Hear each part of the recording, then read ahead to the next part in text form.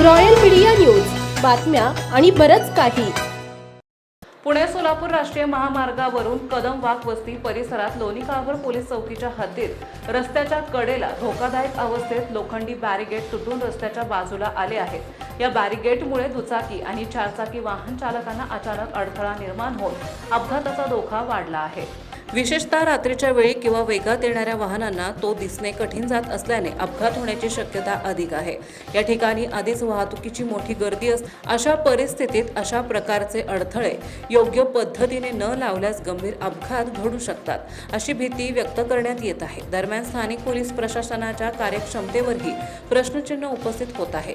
एवढ्या वर्दळीच्या महामार्गावर धोकादायक अडथळा दीर्घकाळ दुर्लक्षित राहणे ही गंभीर बाब मानली जात आहे.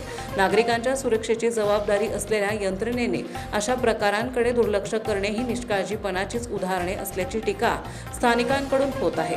वाहतूक सुरक्षेसाठी तातडीने उपाययोजना करणे अपेक्षित असताना संबंधित यंत्रणेकडूनच वेगळीच कारवाई न होणे हे चिंतेची बाब ठरत आहे.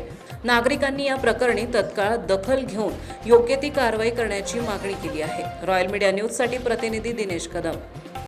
महाराष्ट्रातील ताज्या आणि महत्त्वपूर्ण बातम्या पाहण्यासाठी आजच आमच्या रॉयल मीडिया न्यूज चॅनलला सबस्क्राईब करा आणि बेल आयकॉन प्रेस करा.